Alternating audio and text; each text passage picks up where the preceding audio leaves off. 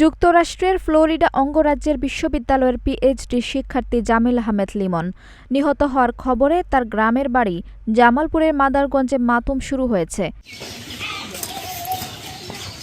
10 দিন নিখোঁজ থাকার পর তার মরদেহ পাওয়ার খবরে স্বজনদের কান্নায় ভারী হয়ে উঠেছে বাড়ির আঙিনা। প্রবাসে উচ্চশিক্ষার স্বপ্ন নিয়ে যাওয়া 27 বছর বয়সী এই তরুণের এমন পরিণতি মেনে নিতে পারছেন না স্বজনরা। জামিলের গ্রামের বাড়িতে তার মা-বাবা ও ছোট ভাই নেই, তাদের ঘরে তালা ঝুলছে।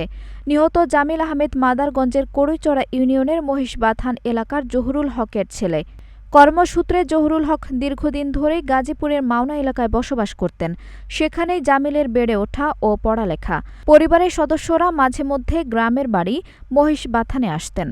ওনার সাথে তার বান্ধবী যাইতো। এই বান্ধবী যাওয়ার পরে যে হুট করে এই ঘটনা হওয়াতে যেমন আমরা খুব মর্মাহত। স্বজনরা জানান 17 এপ্রিল থেকে যুক্তরাষ্ট্রে নিখোঁজ ছিলেন লিমন ও তার বন্ধু নাহিদা সুলতানা বৃষ্টি।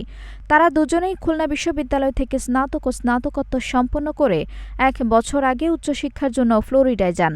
সেখানে লিমন পিএইচডি করছিলেন। গত শুক্রবার স্থানীয় পুলিশ তার মরদেহ উদ্ধার করে। জামিলের সাথে নিখোঁজ আরেক শিক্ষার্থী বৃষ্টির বাড়ি মাদারীপুর। বৃষ্টির সাথে প্রেমের সম্পর্ক ছিল জামিলের, শিগগিরই বিয়ের পরিকল্পনাও ছিল তাদের। এমন তথ্য জানিয়েছেন লিমনের ভাই জুবাইর আহমেদ।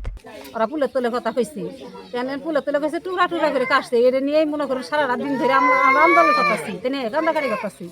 বাড়িতে থাকা চাচা চাচি সহ স্বজনদের দাবি, জামিলের লাশ দ্রুত দেশে আনা হোক এবং মৃত্যুর প্রকৃত রহস্য উদ্ঘাটন করে দোষীদের দৃষ্টান্তমূলক শাস্তি নিশ্চিত করতে হবে।